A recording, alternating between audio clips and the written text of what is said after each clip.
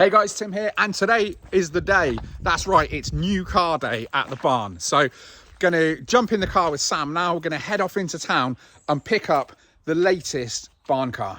Now, just the other day, I was watching YouTube and I saw the Car Wow video for the budget SUVs. And basically, if you haven't seen it, Matt Watson was looking at sort of £2,000 luxury SUVs with Taylor from TaylorMade Cars.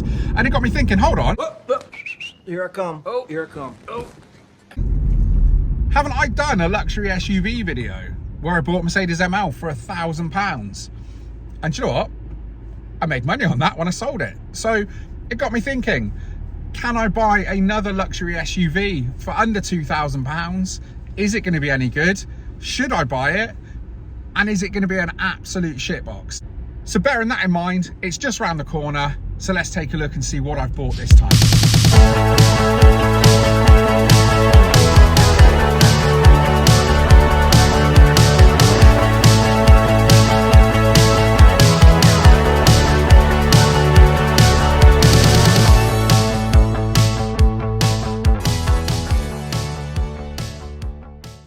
So we need to get it back to the barn before the MOT runs out. But as you can hear, it's got this constant bloody beeping, non-stop. It's going to be a long 5 miles back to the barn. So I'm going to pull in, have a quick look and see if I can see if there's anything wrong. It says the handbrake's on, which it isn't. But again, there's so many electrics in these things. So let's have a look and see what we can do.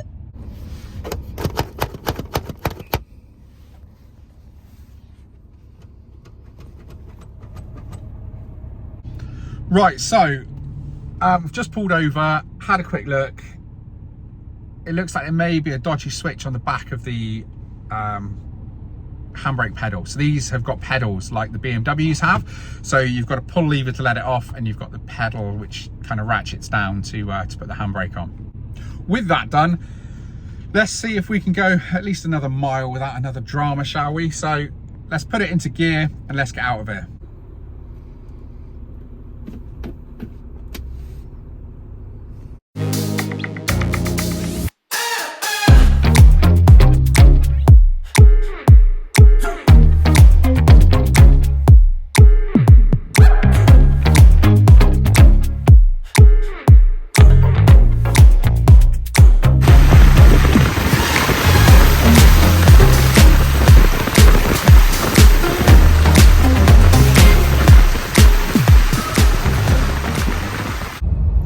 That is flat out. So there's clearly something that is not allowing us to get up to speed. So it's slowly building, but this is painful.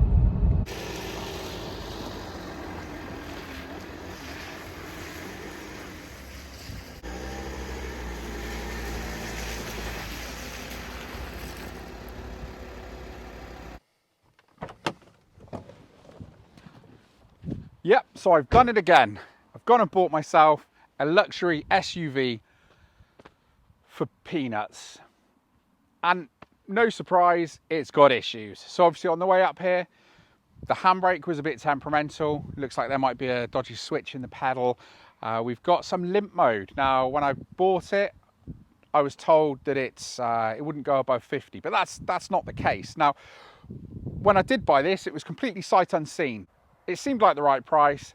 They were delivering it for the price, and I thought, hell, why not? Let's go for it. So we've gone and got ourselves a 2004 VW Touareg.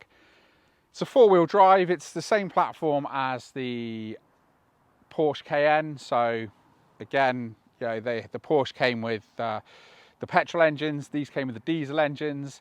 It wasn't until the later generations that the Porsche Cayenne came with the turbo diesel. So if you wanted a diesel in this type of body, this was the Volkswagen Group's offering. So what have we got? Well, the first thing that caught my eye with this was the ABT body kit. So it's got these big wheel arch covers. It's got the rear diffuser, the rear spoiler. I'm not sure what these little bits on the bottom are. I think they're just part of the parking sensor arrangement. So I don't know about that. It seems like the front is missing something. But having a look online at these ABT kits, it probably isn't missing anything. It just something I didn't think about. I don't know. But looking at it, it's kind of cool. So it's got that big off-road Tonka toy sort of look to it. If you're a child, if you ask your child to draw a Jeep, this is probably similar to what they'd draw if they didn't draw an army Jeep. So at least that's how I see it. As we go round, you can see that it's dirty from the drive up here. But other than that, it's all kind of straight down that side, which is kind of nice. As we look around the back, you'll notice it's quite, yeah, it's got quite a presence from behind. Now looking at it, it's got the ABT rear diffuser, it's got the ABT rear spoiler, and it's also got these ABT exhaust tips as well. So I haven't been under it, I haven't looked at it, so it'll be interesting to see it in the workshop to see how far back that goes, whether it is just exhaust tips or it's a full system. As I said, when I bought this, it was completely sight unseen. I had it delivered from the other end of the country, so I didn't really know too much about it. I was watching that video the other day, and it kind of got me thinking about this. So as I look down this side, you can see that it's all pretty good, except for this. We've got this ding on the door here. So gonna have to look at that. Maybe we can touch it in, polish it, see how bad it looks. But other than that, that ding on the door and the front bumper being a bit loose, that's kind of it as far as it goes. So on the whole, it's a pretty respectable looking car. Inside, it's kind of what you'd expect from a luxury SUV.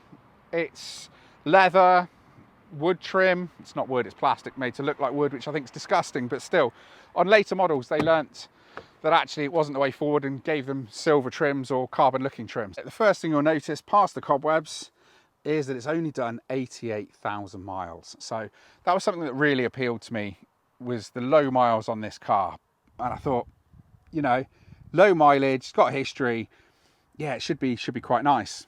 But when I got in it, I kind of realised that it had 88,000 miles with King Kong driving it. Now, I don't know if, you know, the build quality was particularly bad on these or whether this has had a particularly harsh life. But as I say, with these low miles, I would have expected the condition to be better than this. There's a lot of wear and tear on this car that you wouldn't expect to see. Now, looking at it, straight away you'll notice we're missing the door handle. So that's actually here. It was included with the car and someone's tried to glue it back on. But unfortunately, that didn't work. So we'll throw that back in there. We'll probably have to get a new door card for this. Then when we look at the rest of it, the front seats are okay. They're not too bad. The bolsters are nice. There's no real damage to the front seats. Kind of a bit of wear you'd kind of expect. Bit of leather cleaner, bit of leather feed. It should bring these up quite nicely. But then when I look at the rest of the buttons in here, that's when I start to think, oh, really? Is this what 88,000 miles looks like? Was Volkswagen building them down to a cost at the time? Now, I thought these were built in the same plant that Porsche built the Cayenne in. I thought it was the same production line with just some different bits bolted on. Well, having been in some Porsches of the similar age, I can tell you Porsche did a lot better job with the fit and finish of the Cayenne compared to this. So as we look down here, we've got some paint missing off the buttons. It's probably going to be easier to get a second-hand climate unit, and we'll just pull all that out and put the replacement in. It works, which is great. The aircon's actually cold, which again is great.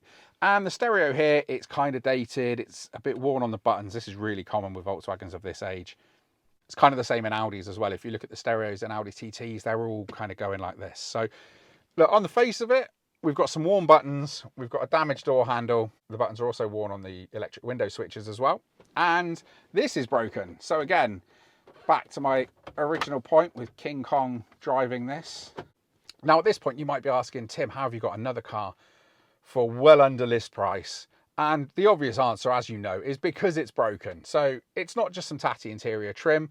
There's a couple of little bits and pieces that really let this car down. And one of them is that handbrake, or it's a foot brake, whatever you want to call it.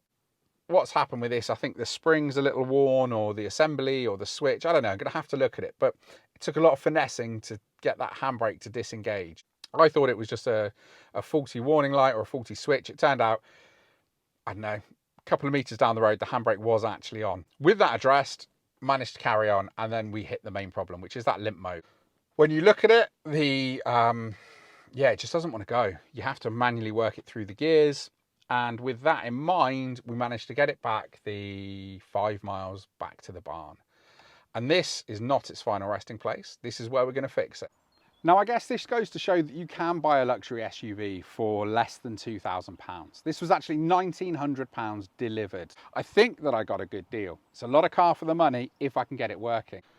So we're going to do some work to this. We're going to try and get it running in the next couple of videos. Now, don't worry, I will upload the progress that we make with this. Unlike the Mercedes ML, you guys will get some closure on this one. We sold the ML for a profit and ploughed it into some other projects. So hopefully can do the same with this.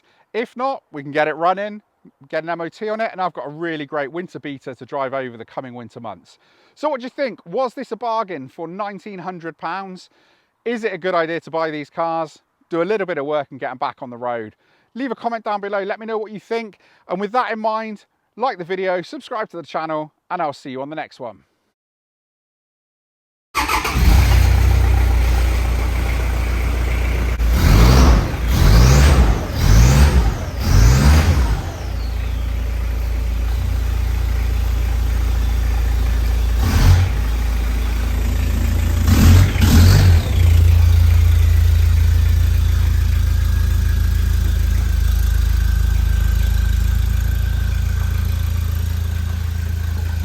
So if you're still watching at this point in the video, thank you for sticking around till the end.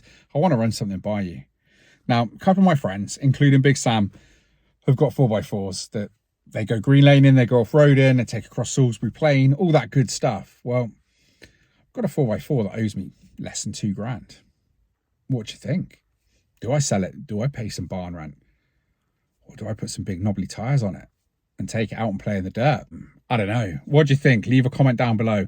Should I take it off-roading or should I just sell it? Let me know what you think. Anyway, see you later. Cheers.